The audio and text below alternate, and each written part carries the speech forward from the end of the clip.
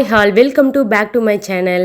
இந்த விளாக் வந்து நான் எப்போ எடுத்த விளாக்னா சண்டே ஃபுல் விளாக் தாங்க எடுத்திருந்தேன். இன்றைக்கி சண்டேன்றதால கொஞ்சம் ரொம்பவே ஸ்பெஷலாக தான் சமைச்சிருந்தேன். அதுவும் இல்லாமல் அம்மாவும் தம்பியும் வீட்டுக்கு வரேன்னு சொல்லியிருந்தாங்க.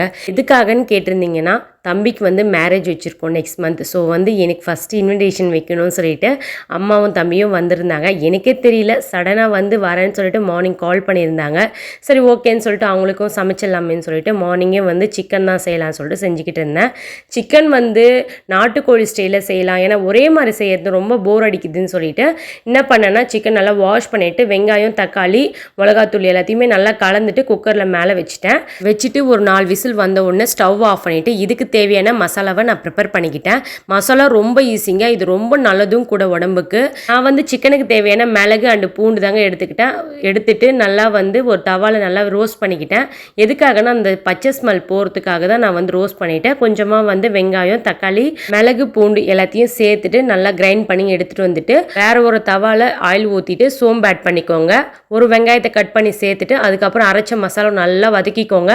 அந்த பச்சை ஸ்மெல் போகிற வரையும் வதக்குங்க. அதுக்கப்புறம் வந்து இப்போ சிக்கனில் சேர்த்திங்கன்னா ரொம்ப சூப்பராக இருக்கும். நாட்டுக்கோழி அப்படியே தளன்னு இருக்க மாதிரி இருக்குது பாருங்களேன், அவ்வளோ டேஸ்ட்டாக இருக்கும். ஏன்னா வந்து இந்த மாதிரி நம்ம சாப்பிட்டோன்னா சளி பிடிச்சிருக்க குழந்தைங்களுக்கு கூட நம்ம இந்த மாதிரி கொடுத்தோன்னா ரொம்பவே உடம்புக்கு நல்லது. மிளகு பூண்டுக்கு ஈடாக எதுவுமே கிடையாதுதாங்க நான் சொல்லுவேன். அவ்வளோ டேஸ்ட்டாக இருக்குங்க. எங்கள் பாட்டிலாம் இந்த மாதிரி தான் எங்களுக்கெல்லாம் செஞ்சு கொடுத்துருக்காங்க. சரி, என் பசங்களுக்கு ரொம்ப கோல்டாக இருக்கேன்னு சொல்லிட்டு தான் நான் இந்த மாதிரி ட்ரை பண்ணேன்.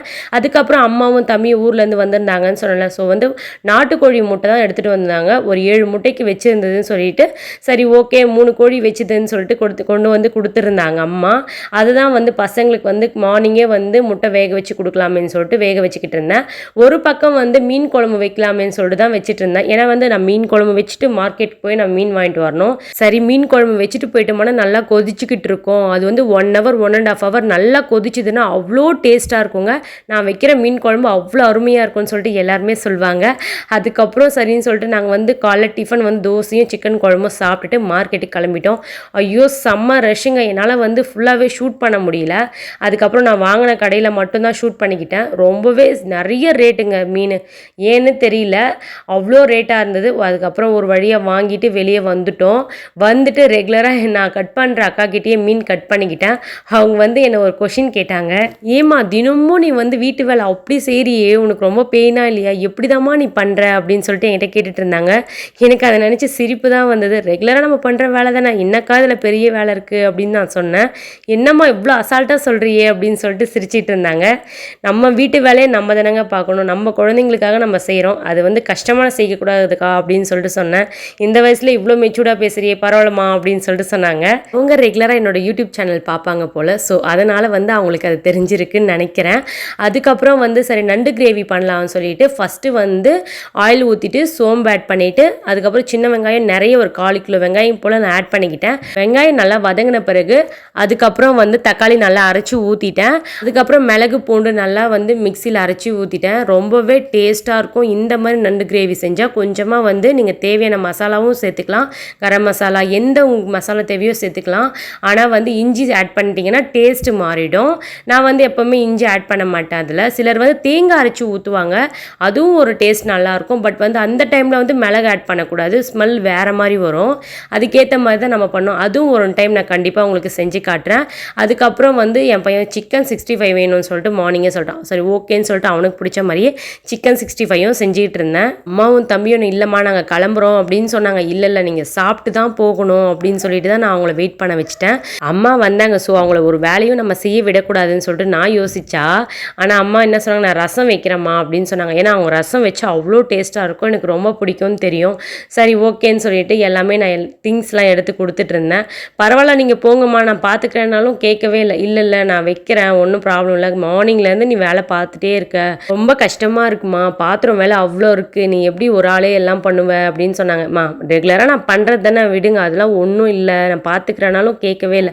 சரின்னு சொல்லிட்டு அப்படியே பேசிட்டு கொஞ்சம் நேரம் அப்படியே ரசம் தான் வச்சுக்கிட்டு இருந்தாங்க. நானும் வந்து ஃபிஷ் ஃப்ரையும் அதுக்கப்புறம் 65 தான் போட்டுட்டு இருந்தோம். அம்மா வீட்டுக்கு வந்து ஒரு 7 month 8 monthக்கு மேலே இருக்கும்னு நினைக்கிறேன். சுஜன் பர்த்டேக்கு வந்தாங்க. ஸோ அதோடு இப்போ தான் வராங்க.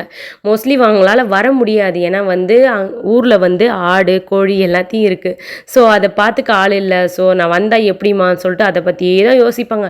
வந்தாலும் இங்கேயும் அதையே தான் பேசுவாங்க. அம்மா ஆடு இருக்குமா, விட்டுட்டு வந்திருக்கேன், பார்த்துப்பாங்களான்னு தெரியல, அப்படி இப்படின்னு சொல்லுவாங்கம்மா. பார்த்துப்பாங்க, சொல்லிட்டோம் விடுங்க, அதையே நினச்சி ஃபீல் பண்ணாதீங்க, தயவு செஞ்சு சாப்பிடுங்கன்னு சொல்லிட்டு அவங்கள நான் ஃபோர்ஸ் பண்ணி தான் எப்போவுமே சாப்பிட வைப்பேன். கிளம்புறேன்னு சொல்லிகிட்டே இருப்பாங்க. வந்த உடனே கிளம்புனா அப்புறம் எப்படிம்மா அப்படின்னு சொல்லிட்டு நான் கொஞ்சம் திட்டின பிறகு தான் சரி நான் சாப்பிட்டு போகிறேன்னு சொன்ன பிறகு தான் நான் எல்லாமே சமைச்சேன். இன்றைக்கி என்ன ஸ்பெஷல்னு பார்த்தீங்கன்னா மீன் குழம்பு, அதுக்கப்புறம் ஃபிஷ் ஃப்ரை, 65, அப்புறம் நண்டு கிரேவி, அதுக்கப்புறம் வந்து சாதம், ரசம், ஆம்லேட் போடலான்னு நினச்சேன். பட் வந்து முடியல, லேட் ஆகிடுச்சு. நாங்கள் கிளம்பணும்னு சொல்லிட்டு ஒரே பிடிவாதம் எங்கள் அம்மா. சரி எல்லா இடத்துலையும் வச்சுட்டு போகணுமேன்னு சொல்லிட்டு நானும் வந்து ஓகேம்மா சரி சாப்பிட்ருங்கன்னு சொல்லிட்டு அவங்களுக்கும் வந்து சாதத்தை போட்டுட்டு இருந்தேன். ஷவன் குட்டி வேறு அவங்க மாமாவும் அவங்க அம்மாவும் வந்துட்டாங்களா, அவனை பிடிக்கவே முடியல. அவன் என்ன பண்ணாலும் என்னால் கேட்கவே முடியல. ஏன்னா 2 பேருமே அவ்வளோ சப்போர்ட் பண்ணுவாங்க, ரொம்ப செல்லம். எது பண்ணாலும் அவர் கொஞ்சிக்கிட்டே தான் இருப்பாங்க. நம்ம அடித்தாலும் அதுக்கு மேலே எனக்கு எங்கள் அம்மாவுக்கு தான் பயங்கரமாக சண்டை வரும். அவ்வளோதான், இன்றைக்கி ஃபுல்லாக சாரு சாப்பிடவே இல்லை, பட்னி தான். ஏன்னா சண்டே டைமில் யாருன்னா வீட்டுக்கு வராங்கன்னு தெரிஞ்சால் போதும், சரியாக சாப்பிடவே மாட்டேன். ஏன்னா அவங்க கூட விளாடுறது, டைம் ஸ்பெண்ட் பண்ணுறது இப்படி தான் யோசிப்பான். அதுக்கப்புறம் வந்து சரி ஓகேன்னு சொல்லிட்டு சாப்பிட்றான்னு கூப்பிட்டாலும் வரவே இல்லை. சரி ஓகே நான் சாப்பிட்றோன்னு சொல்லிட்டு சாப்பிட்டுட்டு இருந்தாங்க. எனக்கும் பயங்கரமாக பசி தான், நானும் கொஞ்சம் சாப்பிட்லாமேன்னு சொல்லிட்டு வெறும் ரசம் தான் ஊற்றி நான் சாப்பிட்ருந்தேன். எவ்வளோ தான் நம்ம சமைச்சாலும் அந்த அடுப்பு கிட்டேருந்து சமைச்சா நம்மளால் வந்து சாப்பிடவே முடியாது. எனக்கு வந்து நான் எவ்வளோ சமைச்சாலும் நான் விருப்பப்பட்டு நான் சாப்பிடவே மாட்டேன். வேறு யாருன்னா சமைச்சு கொடுத்தாங்கன்னா ஆசையாக சாப்பிடுவேன். இந்த ரசம் சாதம் எதுவாக இருந்தாலும் சரி அடுத்தவங்க சமைச்சு கொடுத்தா ரொம்ப பிடிக்கும். எனக்கு நான் சமைச்சது சாப்பிட்டா எனக்கு சுத்தமாக பிடிக்காது, அது ஏனே தெரியல. நான் ரசமும் அண்டு கத்திரிக்காய் தான் வச்சு சாப்பிட்ருந்தேன், டேஸ்ட்டாக இருந்தது. அதுக்கப்புறம் அம்மாவும் தம்பியும் தான் சாப்பிட்டுட்டு இருந்தாங்க. இன்றைக்கின்னு பார்த்து குட்டி பையன் ரொம்ப நேரம் தூங்கிட்டு இருந்தான். எந்த டிஸ்டர்பன்ஸும் இல்லாமல் இருக்குப்பா அப்படின்னு சொல்லிட்டு நான் யோசிச்சுட்டு இருந்தேன். அதுக்கப்புறம் எல்லாருமே சாப்பிட்டுட்டு சரி இன்விடேஷன் வாங்கிக்கோங்கம்மா அப்படின்னு சொல்லியிருந்தாங்க. அதுக்கப்புறம் இன்விடேஷனும் வச்சுட்டு அவங்க கிளம்பணும் அப்படின்னு சொன்னதால சரி கிளம்பிட்டாங்க. இவங்கெல்லாம் போன பிறகு தான் நான் குட்டி பையன் எழுந்த பிறகு அவனுக்கு ஃபஸ்ட்டு சாப்பாடு ஊட்டிட்டு அதுக்கப்புறம் தான் கொஞ்சம் நேரம் அப்படியே டைம் ஸ்பெண்ட் பண்ணிவிட்டு அவங்க கூட சரி கொஞ்சம் நேரம் ரெஸ்ட் எடுக்கலாமேன்னு பார்த்தேன். பட் வந்து முடியல. அதுக்கு மேலே வந்து ஹஸ்பண்ட் வந்து சரி கொஞ்சம் ஷாப் போகணும் அப்படின்னு சொன்னாங்க. வீட்டுக்கு பூஜை அறை வாங்கலாம்னு சொல்லிட்டு தான் நாங்கள் ஆல்ரெடி போன வீக் பார்த்துட்டு வந்தோம். பட் வந்து இந்த வீக் வந்து ஆர்டர் கொடுத்துடலாம், நிறைய சேஞ்சஸ் பண்ண சொல்லியிருக்கேன், வேறு மாதிரி செஞ்சு கொடுங்க அப்படின்னு சொன்னதால கொஞ்சம் லேட் ஆகிடுச்சு. சரி இந்த வீக்கில் கொடுத்துருவோமா அப்படின்னு சொன்னாங்க. அப்படியே வந்து டிவி வால் வந்து செய்யலாம்னு சொல்லிட்டு தான் பிளான் பண்ணியிருந்தோம். ஆனால் எதுக்கு 50,000 வேஸ்ட் பண்ணுறதுன்னு சொல்லிட்டு 5,000ல் டிவி டேபிளே வாங்கலாம்னு சொல்லிட்டு பிளான் பண்ணிட்டோம். வீடியோ எண்டுக்கு வந்தாச்சு. நம்ம சேனல் ரொம்பவே பிடிச்சிருந்தா, நம்ம வீடியோஸ் பிடிச்சிருந்தா கண்டிப்பாக சப்ஸ்கிரைப் பண்ணுங்கள். தேங்க்யூ.